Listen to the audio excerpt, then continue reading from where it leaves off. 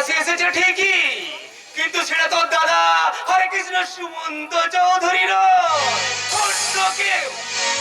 তাই যদি হয় বাবা, তাহলে তাহলে সেই সন্ন্যাসীকে আমি পায়ে ধরে জিজ্ঞাসা করবো, হে সন্ন্যাসী, আপনি আপনি তো ভারতবর্ষের বহু তীর্থক্ষেত্র ভ্রমণ করেছেন, অনেক জায়গায় ঘুরেছেন, কিন্তু কখনো কোথাও কি আমার সুমন্ত তাকে দেখেছেন?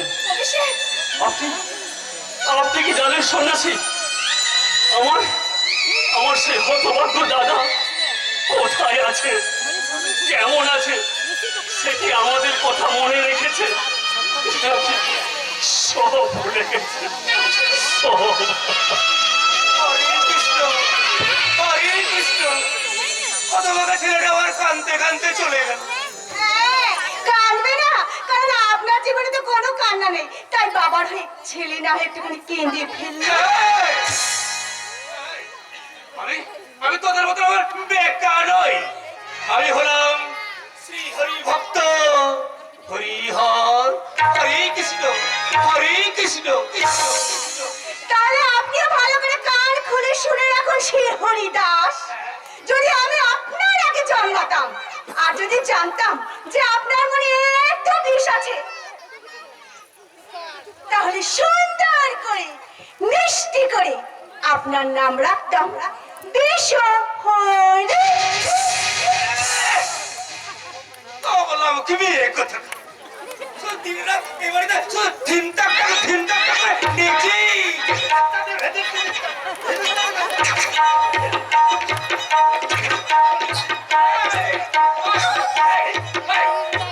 সুমন্ত ফিরে আসতে বলে একবারে আল্লাহটা আটখানা হয়ে গেছে। বাবা বাবা তোমার কি যদি কত হতে কত ভাগা আমি কি মিথ্যে কথা বলেছি?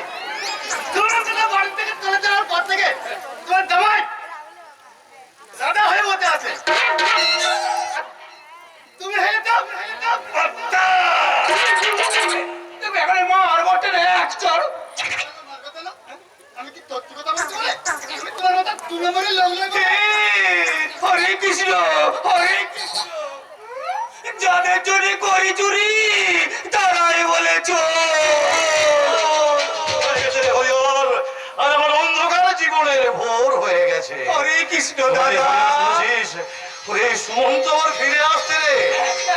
শুনেছি। এই খবরটা শোনার পর থেকে আমি যে চোখের জল আর ধরে রাখতে পারছি না। কতদিন পর সেই হতভাগার মুখ থেকে সুমধুর কাকা ডাক।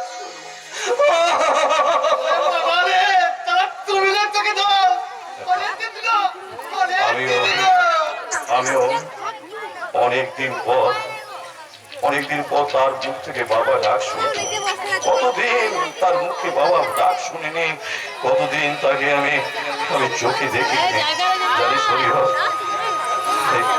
অনেক খোঁজাখুঁজির পর সুমন্ত এজন খুঁজে পেলাম না, তখন আমি অসুস্থ হয়ে পড়েছিলাম। ভেবেছিলাম আর আমার বেঁচে থেকে কি লাভ, তাই দিন রাত শুয়ে শুয়ে ওই ভগবানের কাছে প্রার্থনা করতাম আর বলতাম, হে ভগবান, যদি সুমন্ত আমার ফিরে না আসে, তুমি আমার মৃত্যু দিও ঠাকুর, তুমি আমার মৃত্যু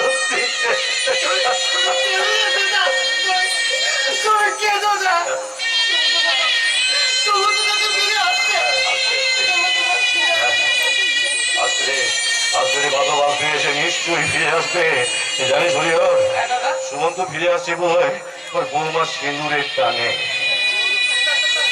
মানে কি জানিস, বৌমা আজ কালী মন্দিরে তার সিঁদুর বন্ধক দিতে গেছে। সত্যি যদি সুমন্ত ফিরে আসে তাহলে তো এক বছরের মধ্যে ওই উজ্জয়িনী বৌমা সিঁদুর পড়তে পারবে না দাদা। আর ফেরার কথা বলছেন জেঠামশাই? সুমন্তদা কোনোদিন বাড়ি ফিরে আসবে না, ফেরে না জেঠামশাই, ফেরে না। একবার যে সংসার ত্যাগ করে চলে যায় সে আর কোনোদিন বাড়ি ফিরে আসে না। ফিরেছিল পূর্ণব্রত, নিমাই সন্ন্যাস নিয়ে গৃহ ত্যাগ করে পুরীধামে চলে যাওয়ার পরেও একদিনের জন্য সচি মায়ের সঙ্গে দেখা করতে এসেছিলেন। কিন্তু সচি মায়ের সঙ্গে দেখা করে তিনি কিন্তু চলে গিয়েছিলেন জেঠামশাই। এক একবারের জন্য বিষ্ণুপ্রিয়া থেকে ফিরেও চাননি। কিন্তু বিষ্ণুপ্রিয়া যদি মোহ ত্যাগ না করতেন ঠাকুর জামাই, তার কি নিমাই পারতেন বিশ্ববাসীর কাছে ভগবান শ্রীকৃষ্ণ চৈতন্য হতে? মা, বাবা, কাকা, ঠাকুর জামাই, আপনি শুনে রাখুন, আমি কিন্তু বিষ্ণুপ্রিয়া নই, আমি চৌধুরী বংশের গৃহবধূ। আমার স্বামীর ফিরে আসার কথা যদি সত্যি হয়, সত্যিই যদি তিনি ফিরে আসেন, তাহলে কিছুতেই আমি তাকে গৃহ ত্যাগ করতে দেব না। তাই তো বাবার কথা শুনে এও স্ত্রী হয়েও মা কালীর মন্দিরে আমি সিঁদুর বন্ধক দিয়ে এলাম। ঠিক করেছো।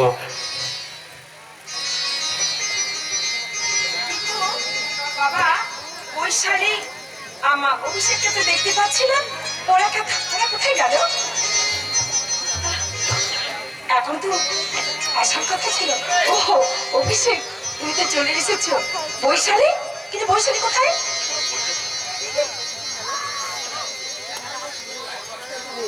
জামাইবাবু আসছে, জামাইবাবু। বাড়ি আছে সুমন্ত সুমন্ত ফিরে আসছে। সুমন্ত এই বাড়ি ফিরে আসেন এই কথা আমার বিশ্বাস হচ্ছে না। আরে তুমি বিশ্বাস না করলে কেউ বলতো সুমন্ত দা সত্যি সত্যি এই সৌজরি বাড়ির সদর দরজায় এসে গেছে। এসে গেছে। হ্যাঁ। এসে গেছে। ওই ওই তোমার সুমন্ত। হরি ওম হরি ওম হরি ওম।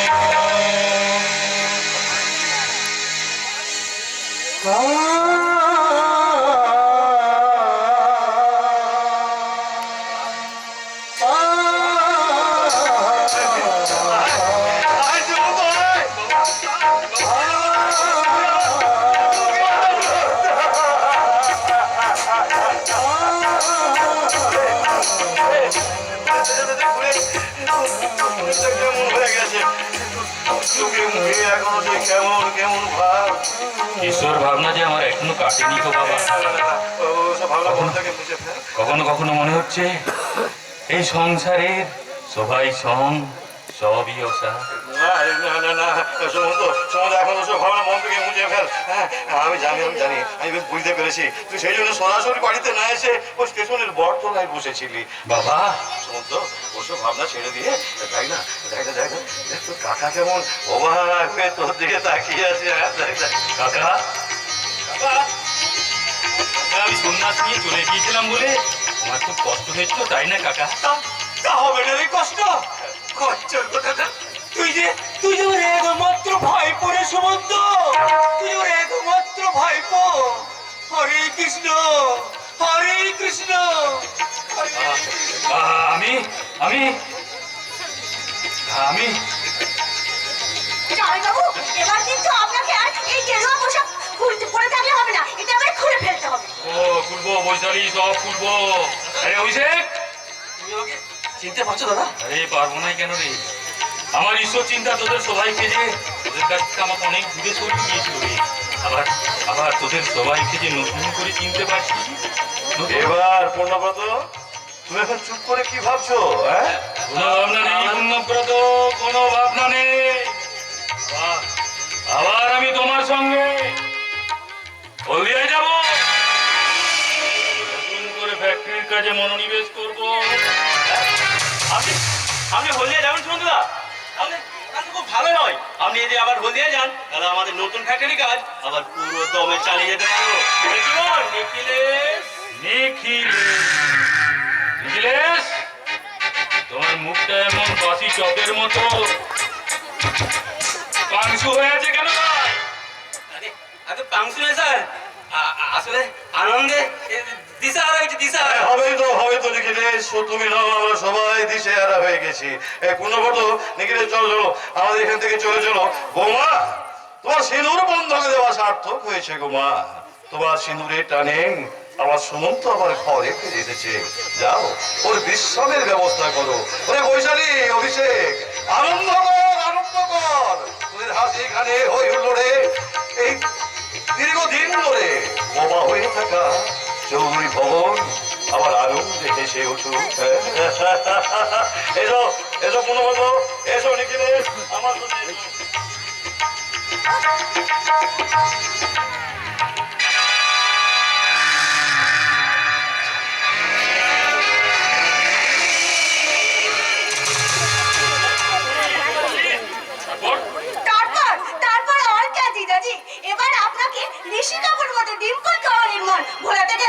গাইতে হবে। কি हम तुम एक कमरे में बंद हो और चाबी खो जाए, तेरे नैनों की भूल भुलैया में दीदी खो जाए, चाबी खो जाए। हम तुम कमरे में बंद हो और चाबी खो जाए, भुलैया में दीदी खो जाए।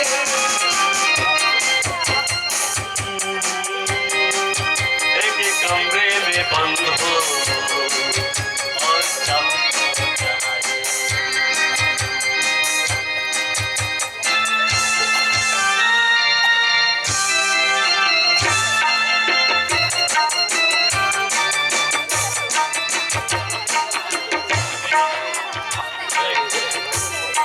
आइए पिताजी, आइए, अंदर आइए।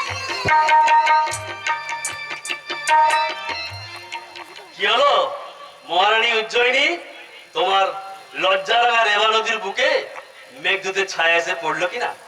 ছায়া তো ঠাকুরপো। আর লজ্জা দিকে লাভ নেই। তোমার তোমার প্রেমের প্যারাডাইসে রোমিও এসে গেছে। অতএব লজ্জা না করে তুমি তাড়াতাড়ি দাদার কাছে চলো। ঠাকুরপো, এসো বৌদি, এসো। আজ আজ কতদিন পর তোমার মুখে হাসি দেখলাম, আর এই হাসির সঙ্গে তোমার সেই ভালোবাসার সুর মেলাতে তুমি দাদার কাছে এসো।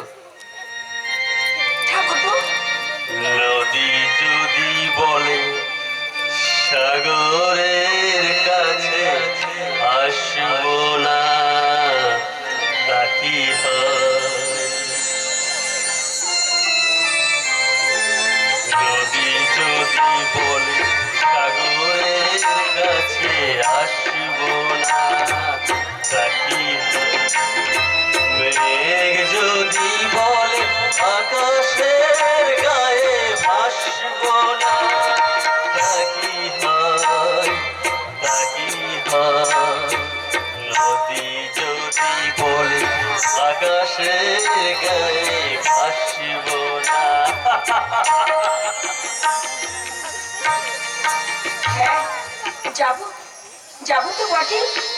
নদীকে তো সাগরের কাছে যেতেই হবে, ভ্রমরকে তো ফুলের মধু খেতেই হবে। এতক্ষণ হয়তো তার পোশাক আশাক বদলানো হয়ে গেছে, সে নিশ্চয়ই আমার অপেক্ষায় বসে আছে। আমি যাব, দীর্ঘদিন ধরে তার ভালোবাসার গন্ধ দোয়ায় আমি নিজে হাতে খুলে দেব।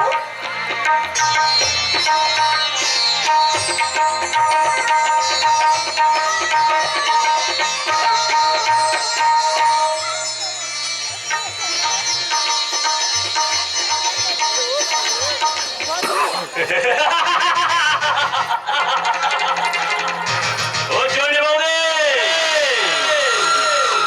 ওই হাসি তোমার জীবনে ফাঁসি হয়ে দেখা দেবে। কারণ যাকে তুমি স্বামী ভেবে তোমার সবকিছু দিতে চাইছো, আসলে সে তোমার স্বামী নয়, সে আমার কাছে একটা বিস্ময়কর আসামী। নিকলেশ, নিকলেশ, ভাবতে পারছি না যে সুমন্ত চৌধুরী বেঁচে উঠলেন কি করে। না না না, সুমন্ত চৌধুরী বেঁচে উঠে না। যাকে আমি নিজের হাতে গুলি করেছি, পার্ট চেক করেছি, নাকের সামনে হাত রেখে নিঃশ্বাস পড়ছি কিনা পরীক্ষা করেছি, নিঃসন্দেহে সুমন্ত চৌধুরী নয়, অন্য কেউ।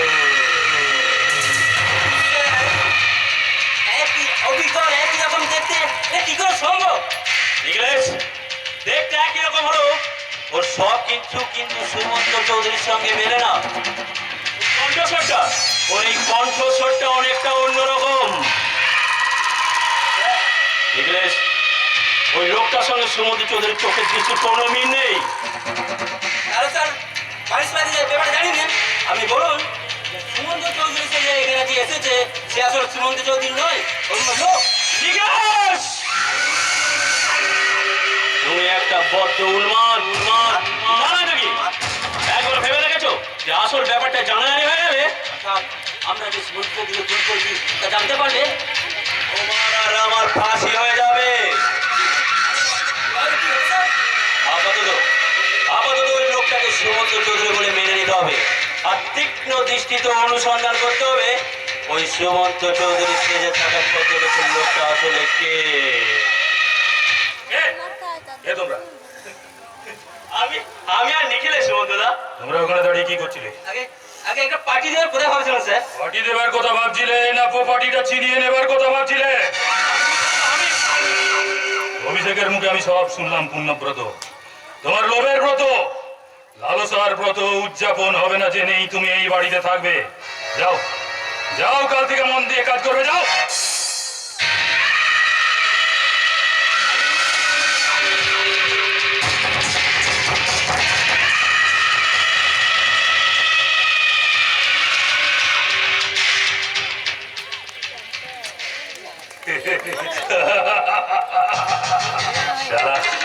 সারা মাঝে মাঝে সব গোলমাল হয়ে যাচ্ছে।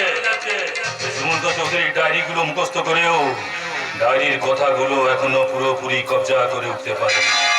তাই বলে তুই ভয় পাবি না রে পল্লব মুখুজ্জে। তোকে তোর বুদ্ধির শাখা পল্লব বিস্তার করে তোকে লুকিয়ে রাখতে হবে ওই সুমন্ত চৌধুরীর আড়ালে। তবে তুই জেনে রাখিস বে, নিঃসন্দেহে মার দিয়ে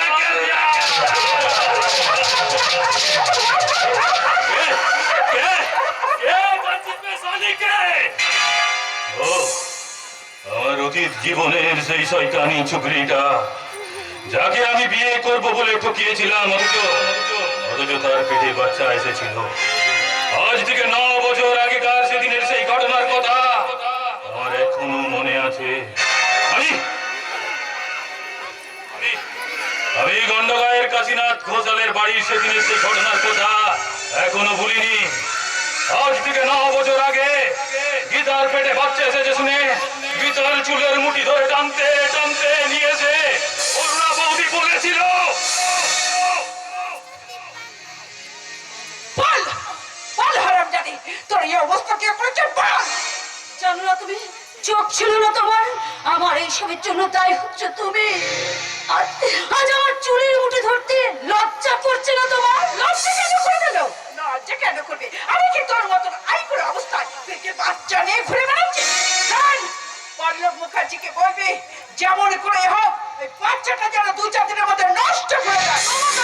খবরদার বৌদি, ওই কথা তুমি মুখে উচ্চারণ করবে না। পল্লব আমাকে কথা দিয়েছে, সে আমাকে বিয়ে করবে। পল্লব মুখার্জিকে এখনো তুই এতটা বিশ্বাস করিস? এতদিন তুমি যাকে বিশ্বাস করেছিলে না, সে পল্লব মুখার্জির উপর তোমার এত অবিশ্বাস কেন? এখন আমি জানতে পেরেছি ওই পল্লব মুখার্জি হচ্ছে একটা মিথ্যাবাদী, লম্পট, শয়তান। তুমি দেখে নিও 2-1 দিনের মধ্যে এ বাড়ি থেকে চম্পট দেবে, চম্পট। হ্যাঁ, তুমি আর করুণার সাথে তোমার ধিঙ্গি ভনিকি তাকে কথা বলো না। ওকে বলো যেমন করে হোক যেন ওই পল্লব মুখার্জিকে চেপে ধরে বিয়ের পিড়িতে বসায়। তুমি যে স্বর্গের সিঁড়িতে পা দিতে চেয়েছিলে দিদি। তাপস তুই? হ্যাঁ দিদি, এই উপোস করা সংসারটাকে স্বপ্নদের সাথে দেখিয়েছিলে। হ্যাঁ, কি বলি? কি বলতে হতো বাটা? এত বড় সাহস তোর? এই পল্লব মুখার্জিকে এতদিন চিনতে না পারলেও আজ আমি ঠিক চিনতে পেরেছিলাম। তাই ওকে আমি এই বাড়ি থেকে তাড়াতে চেয়েছিলাম। কিন্তু তুমি, হ্যাঁ হ্যাঁ তুমি তুমি তখন কারোর কথা শোনোনি। বলেছিলে পল্লব মুখার্জি নাকি তোমার ভয়ে চাকরি করে দেবে। আমি ওনার ডিম্পল পাশের লোভে আমার বিশ্বাসে হাসির বুকে তুমি ছুরিটা বসিয়ে দিলে। দাদা তাপস, এখন আমি কি করব? কি করব তোমরা আমায় বলে দাও। পল্লব মুখার্জিকে চেপে ধরে তাকে বিয়ে করতে বাধ্য করবে। তাকে বুঝি বলবি এতদিন তোমাকে আমি বিশ্বাস করে নিজের কাছে সমর্পণ করেছি। তাই তাই তুমি আমাকে বিয়ে করে আমার ওকে লজ্জার হাত থেকে বাঁচাও। পল্লব মুখার্জিকে বলবি আমার পেটের সন্তানের বাবা হচ্ছে তুমি। এই সন্তানের বিকৃত স্বীকার না করো তাহলে গায়ের লোকের কাছে মুখ দেখাবো কি করে? বলবো বৌদি, আমি বলবো। যদি বললো বসে আমি আমি তার হাতে ধরবো, দরকার হলে আমি তাই পায়ে ধরবো। কিন্তু কিন্তু সে যদি না আসে, সে যদি আমাকে বিয়ে না করে, শয়তান পল্লব মুখার্জি না হলে, শয়তান পল্লব মুখার্জি রাজি না হলে আমি তাকে খুন করব।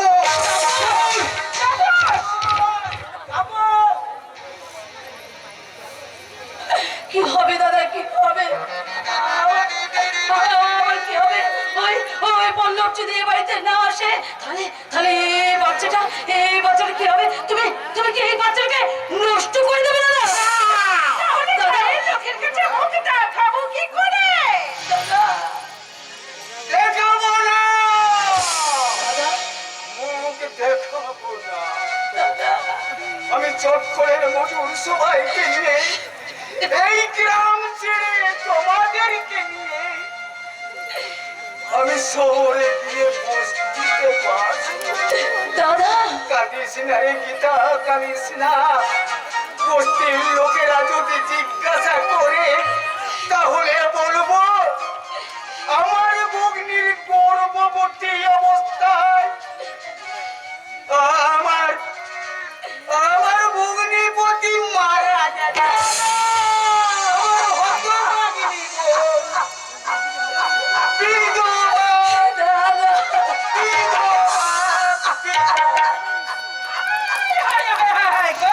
কি কেলেঙ্কারির কথা বাসা, কি কেলেঙ্কারির কথা। কত কি স্বপ্ন দেখেছিলাম, সব স্বপ্ন ওই মাঠে মারা গিয়ে এখন এই নরদ কাটা গলায় এসে বিঁধল। কপাল কপাল, একেই বলে কপাল। কপালের দোষ দিয়ে চলে গেলে বৌদি, কিন্তু কিন্তু আমি আমি এখন কি করবো?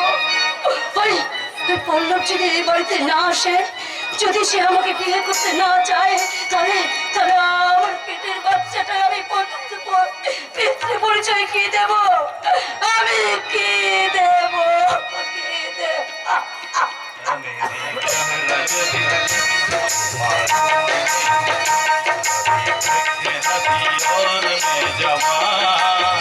तुझ पे कुर्बान मेरी जान, मेरी जान, तुझ पे कुर्बान।